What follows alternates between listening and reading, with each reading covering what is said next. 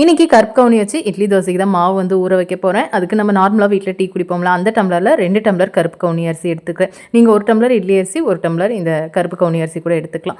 So அந்த மாதிரியும் ஊற வச்சுக்கலாம். 2 டம்ளர் அரிசி எடுத்து அது தண்ணி விட்டு நல்லா 2, 3 டைம் வாஷ் பண்ணிவிட்டு ஒரு 6லேருந்து 7 மணி நேரம் அதை வந்து ஊற வச்சுக்கலாம். இப்போ அதே டம்ளரில் ஒரு 1/2 டம்ளர் உளுந்து, 1/2 ஸ்பூன் வெந்தயம், 2 டம்ளருக்கு 1/2 டம்ளர் உளுந்து கரெக்டாக இருக்கும். உளுந்து மட்டும் ஒரு 1/2 மணி நேரம் கழித்து ஊற வச்சுக்கிறேன்.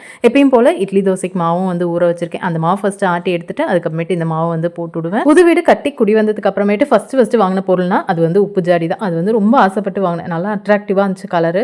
ஆனால் இப்போ 1 மாதமாக அது எடுக்கும் போதே சைடெல்லாம் லைட்டாக டேமேஜ் ஆகிட்டே இருந்துச்சு. இன்றைக்கி எடுத்து விளக்கலான்னு எடுத்தால் அது சைடில் அப்படியே உடஞ்சி வந்துடுச்சு. அதுவே உடஞ்சி வந்துடுச்சு. சரி இதை வேஸ்ட்டாக ஆனால் போகல. ஏன்னா சைடில் இந்த மாதிரி தானே உடஞ்சிருக்கு. செடி வைக்க யூஸ் ஆகும். கருப்பு கவுனி அரிசி மாவாட்டுறதுக்கு முன்னாடி பார்த்தீங்கன்னா ஒரு 1/2 கப் வந்து வடித்த சாப்பாடு சேர்த்துக்கோங்க. 2 டம்ளருக்கு 1/2 கப் கரெக்டாக இருக்கும். ஃபஸ்ட்டு அதை சேர்த்து நல்லா நைஸாக அரைச்சதுக்கு அப்புறமேட்டு உளுந்து அரிசி எல்லாம் சேர்த்து கொஞ்சம் கெட்டியாக அரைச்சி உப்பெல்லாம் போட்டு இறக்குனா நல்லாயிருக்கும் இந்த மாவு. ஆனால் மாவு கண்டிப்பாக கெட்டியாக இருக்கணும். நல்லா ஒரு 8 மணி நேரம் புளிக்க வச்சதுக்கு அப்புறமேட்டு மாவு இந்த மாதிரி தான் இருக்குது.